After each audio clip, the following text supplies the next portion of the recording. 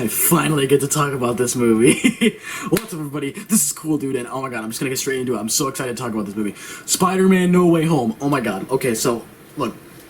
I don't usually do this with these cool reviews. I always say I'm not going to go into spoilers. I always say I'm not going to spoil the movie for any of you guys, but I'm warning you right now. There is a portion of the video, it's going to be later. I'll tell you when to stop if you don't want spoilers, if you just want my, base opinion, because this is a really good movie. I really don't want to spoil it for you, but I really want to talk about the spoilers at the same time. So, like, it's not all the entire movie I'm going to talk about, but I'm going to talk about one particular big spoiler, which... it's kind of a spoiler. Like, it's not explicitly said in the trailers or any of the marketing, but, like, pretty much everyone online has already figured out what the spoiler is. But, just in case, I will be talking about that spoiler later in the video, so I'll tell you when that is. If you want my just base opinion on the movie, I'll tell you when to just, stop watching or just skip ahead, in the editing. But right now, I'm just going to tell you my base opinion on it. This movie is fucking awesome. Pardon my French, but it is really, really awesome. It is such a fun movie. Yes, it has its problems, and we will talk about it, but this movie, right off the bat, it is worth the freaking hype. It is awesome. It is such a good movie. So, Spider-Man No Way Home, it centers around Peter Parker after Mysterio outed him out as Spider-Man. And now, I like that the public is kind of like half and half. It's like some people think he's a hero, some people think, he's a monster and that Mysterio was right. I like that. It's not like 100% the crowd turns on him right away. I like that. It's a little more realistic.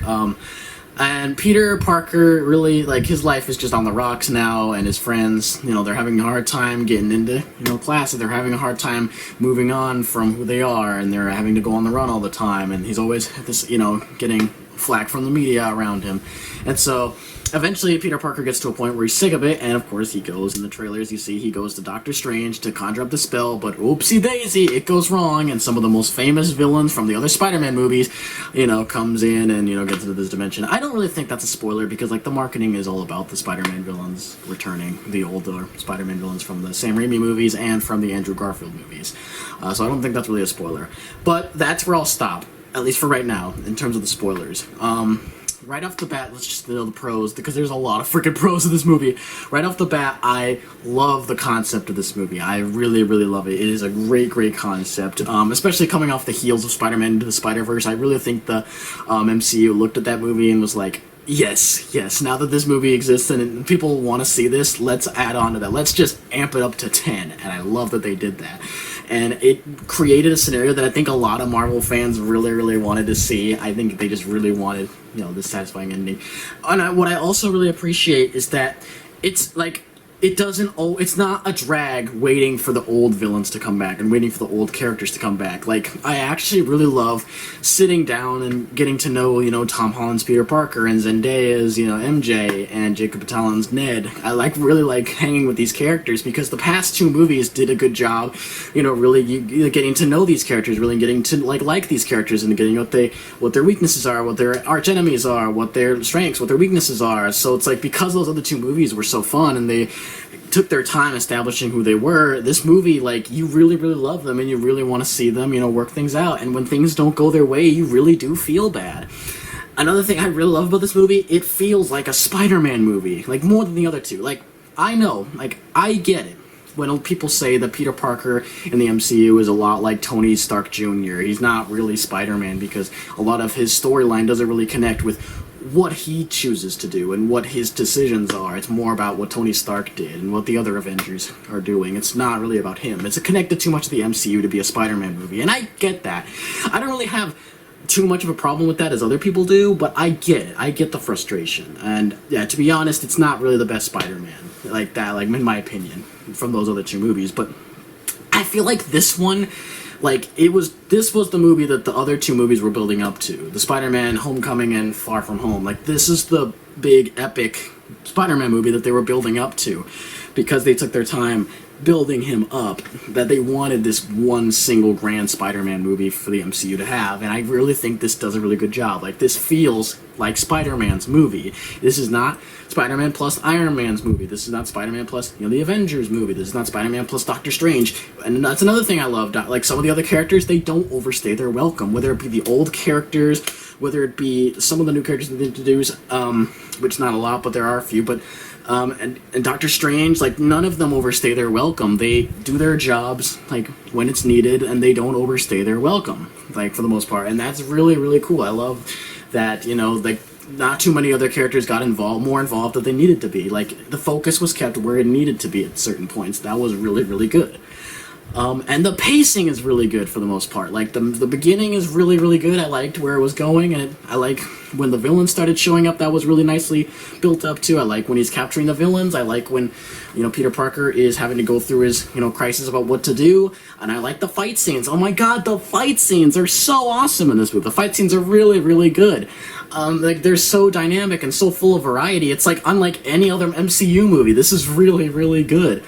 And, like, when you see him, like, interacting with all these characters, it's really, really funny, too. And that's another strength of the movie, the interactions. Oh my god, the interactions. Like, this pretty much goes for a lot of the other MCU movies, because they always have good interactions with, you know, how they're heroes and all that, with all the villains. But this one in particular, it just feels so, so good. And, like, it rewards Spider-Man fans for watching the other past Spider-Man movies, and now getting to this point, like, it just feels really good to see these characters again and just see them interacting off each other and seeing, you know, how they vibe with other things and how they react to certain things. It's just really, really good. And it, like, again, like, the plot and the premise is so, so good, because it just feels like a classic Spider-Man dilemma. And it feels like this is all, like, the Spider-Man story, and this is his decision. This is his story to drive, you know what I mean? Like, this is not anyone else's story but Spider-Man's, which, like, yes, I really, really enjoyed that. And, you know, like I said, the characters are really, really good in this as well, because they took their time with them. It's just so, so, so great. But on the other hand, like, when the old characters do show up, it is a lot of fun. Like, it's not like, I feel like some other movies, like, when the old stuff comes back and with the new stuff, it can be a little awkward, it can be a little, like, clunky. But this one, no, it's really, really good. And the old characters don't, like, overstay their welcome, they don't, like, talk for too long, minus a few interactions, but we'll get to that. They, like, say all the things that you want them to say, and it's, like, all the possibilities that you can have with all these characters together in this one movie. They take advantage of pretty much all of those opportunities, which is awesome. With all those pros out of the way, let's get to the few cons, and then we're going to get into the little spoilerish territory that I really, really want to talk about, because, oh my god, it's what makes the movie so good. So, here we go, the cons. Yeah, even though I'm going on and on about how awesome this movie is, and it is awesome, like, it's not a perfect movie, far from it. It has tons of flaws. So, con number one is that some of the characters' decisions in this movie are very far-fetched and very, very illogical.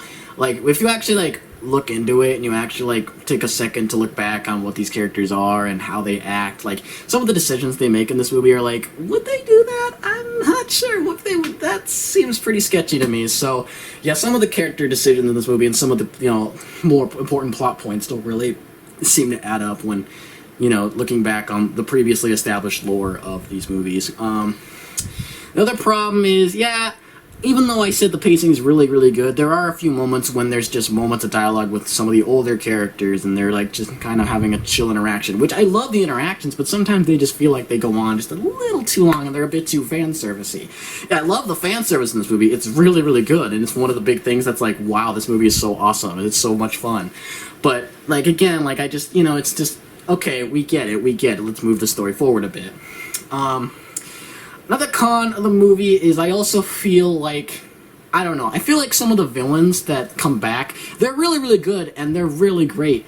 But I feel like, you know, I just feel like I wish I would have had a lot more time with each and every one of them. I really wish, you know, they had a lot more screen time, because, let me just go into it. I know I'm talking about the cons, but oh my god, let's talk about some of the villains. I mean, Doc Ock is good. I like Doc Ock in this movie. He's really, really good. He's not, like, the best, but he's really good. I really liked watching Doc Ock again. Unfortunately, Sandman and the Lizard aren't given too much to do, but honestly, I don't care, because it's just cool seeing them back. Like, just seeing, like, the visuals of them more than anything. Like, they really did not care about what they were doing. I mean, to be fair, there's not much really for them to do if you know Spider-Man 3 or The Amazing Spider-Man, like, their storylines. But honestly, that didn't really bother me too much. Electro is a big, big plus. I really love Electro. This literally went from being one of my most despised Spider-Man villains in the movies into one of my favorites in this movie. Like, he is just so much better. so much better. And I'm not gonna sit here and act like his motivation for what he does in the movie is fantastic, but it is a whole hell of a lot better, and I understood it a lot better in this one compared to his motivation in the first one, like his weak, pathetic motivation in that one. But oh my god. Oh my god, Willem Dafoe as the Green Goblin. You've probably seen all these articles saying that like the fans really love his performance. They outdid his performance in the original Spider-Man. They're all right. Oh my god, he just steals the damn show. I love Willem Dafoe in this movie. Like, I could tell he was having a fucking ball with this. Like, he was just so good, and he's so much fun to watch. And, like, another thing is, like, yeah, he's awesome as the Goblin. Like, he is really hamming it up, and he's really more diabolical and sinister, but also just a ton of fun to watch whenever he's on screen. He's just so much more menacing this time around, I feel like, than, you know, any of his scenes in the original Spider-Man movie, the 2002 with Toby Maguire. But not only that, but, like, I love the fact that they more played into the tragedy of the character in terms of Norman Osborn being this honestly pretty timid and weak old man being controlled by his demonic alter ego of the Goblin. Like, I really love that they played more into that in this movie. It really feels compelling, and it's really sad, and really makes you feel for the guy.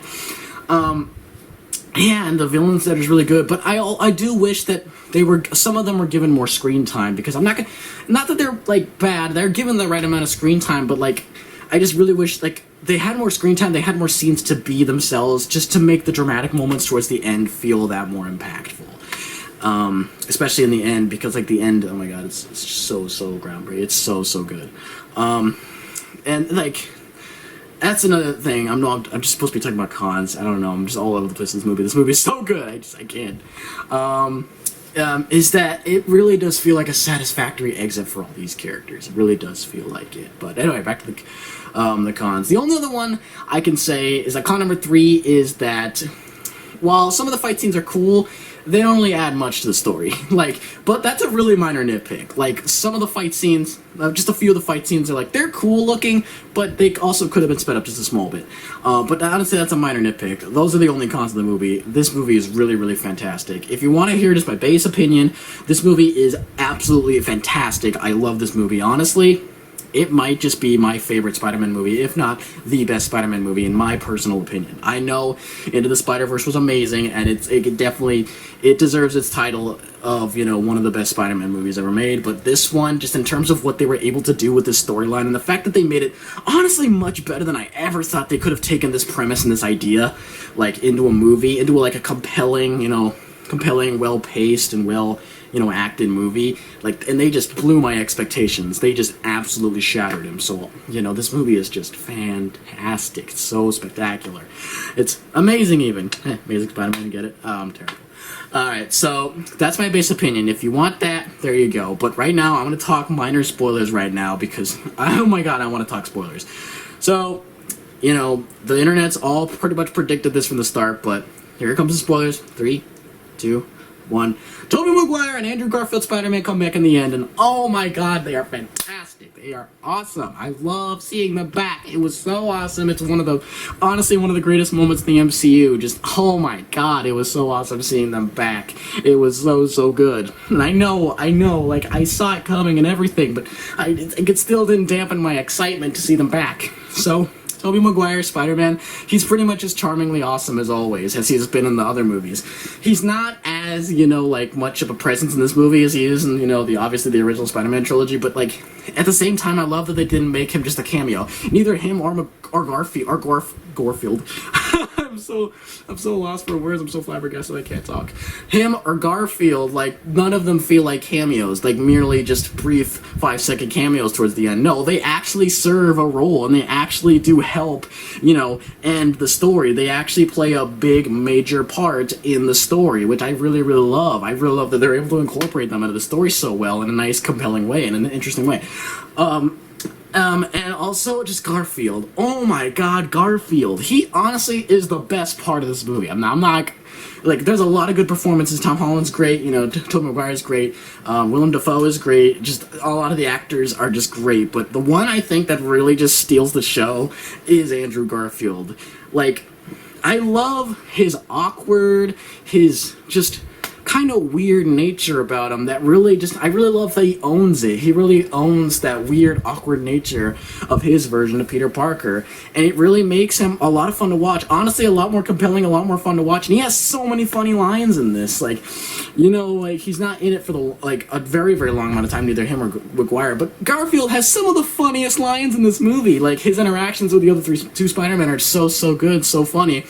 They can drag a bit too long, and they feel a bit, you know, like, fan servicey, but like, honestly, I just don't care. It's just kind of like the Avengers. Like, this is the first time we're seeing, like, all these characters all together, so it's like, honestly, if they just, you know, talked for, like, absolute nonsense for the whole time, like, I wouldn't care. That's just how much I love these characters so well from their other movies. I just really, really love them a lot. And just seeing them all interact off each other was just, oh my god, it's a dream come true. It's just so good. And just... I just can't describe it. It was awesome. It's like this whole movie was awesome. And the ending, I'm going to talk about the ending right here. The ending, Spider-Man really does get forgotten. Like, Tom Holland Spider-Man really does get forgotten. And I will say that is a ballsy way to end the movie, but I also really, really admire that, again, like, this just feels like a Spider-Man movie because this is the consequences of his actions. And I'm not going to spoil it, but there is a major death scene in the movie that happens because of what Spider-Man does and what he chooses to do in the movie. And it's, like, I'm not going to act like the character itself that dies, I'm not going to spoil again who it is, was particularly that, you know, like, interesting to me, or I connected with them, like, super much like I did with someone like Tony Stark at Endgame, you know, in the end of Endgame. But, like, just, it's still really sad because it just feels natural. It feels right. Like, it doesn't feel like a forced death scene. Like, they really take the time. They really get you to feel sad because, again, the past two movies have gotten you to love these characters so much. So seeing them go through, like, this kind of loss, like, it's sad. You really feel really bad for this. It just feels so heavy. And again, like, it's a result of what Spider-Man does, which, it just, again, like, this is a really good Spider-Man movie. This is really good. It's just, oh my god, it's so good. And yeah, and the ending just further cements that. And yeah, honestly, that's about it. This movie, easy 5 out of 5. Look, I know it's not perfect. It's got tons of plot points, some things that don't add up, some things that come out of nowhere, some of the abilities come out of nowhere. Some of the you know, scenes can be a bit too drawn out at times and too fan servicey. And there are a lot of character decisions that really don't make sense and really don't add up with what they were. But honestly, I think the pros of this movie far outweigh the cons, because this is, oh my god, this is one of the best Spider-Man movies ever.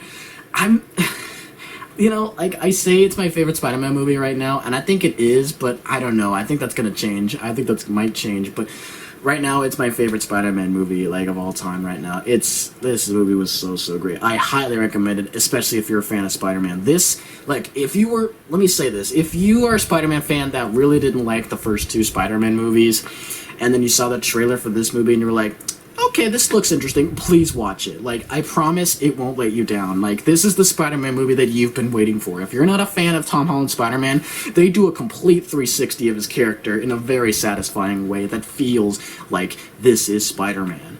And yeah, it's just, man, this movie was so awesome. It's so good. This is the first time in one of these cool reviews I'm honestly just lost for words just how amazing it was. Again, like, it's not a perfect movie, far from it, but for diehard Spider-Man fans and for people who have been waiting for this kind of movie to come out from Tom Holland's, or even just a Spider-Man movie in general, this was really, really awesome. This was really good. So, yeah, for me, it's 5 out of 5. Just deal with it. I know it's not perfect, but to me, it's a 5 out of 5. Yeah, just some, you know, again, likable characters, a great, amazing storyline, really, really creative outside the box, some compelling drama. It feels like high stakes for Spider-Man. It just, like, the character I feel like of Spider-Man as Tom Holland is fully realized, and I feel like he's earned his place as a really good Spider-Man, live-action Spider-Man, from this movie alone. I wouldn't say that about the other two Spider-Man movies. Like, he's good, but he's not one of the great. This one, I feel like, okay, you've earned your place up there with Maguire and, you know, Garfield. They're really good. I mean, obviously, he's not better than Maguire. Maguire's the best Spider-Man, let's be honest, okay? I don't care what you say, Maguire's the best, deal with it. But, yeah, this, again, in the, you know, just, I forgot to mention it, but the visuals are also really good, and the music is really, really good. You know, as typical for most Marvel movies, but yeah, the music is awesome. And the villains are great, just all these characters are great, just everything comes together so nicely, and way better than I ever thought. And honestly, I don't think pretty much anyone would have expected them to do. Like, when we saw the trailers, and we're like, okay, this is cool, but I don't think we were expecting it to work as it does in this movie. It's just so good. So yeah, the critics, audiences, and pretty much the box office, if you've seen how it's been doing recently, it just agrees that this movie is great, and of course, so do I. So, if you're a Spider-Man fan, you're a Marvel fan, highly recommend this movie. You're gonna have an awesome time, and a really fun ride. And that's gonna wrap it up for this review. Hopefully you guys enjoyed it. I'm sorry it got a bit out of control towards the end and a bit, all over the place, but I'm just was really excited to talk about this movie. Thank you for sticking around for it. Let me know what you thought of Spider-Man No Way Home down in the comments below, or if you're excited for it, or tell me anything you want about the movie, if you've seen it already, if you haven't seen it. And if you don't really care about Spider-Man, you don't know about this movie, you just want to leave me a comment anyway, go ahead and do so. I'd be happy to see what you have to say. And until next time, guys, stay cool, and I will see you in the next video. Bye-bye, y'all.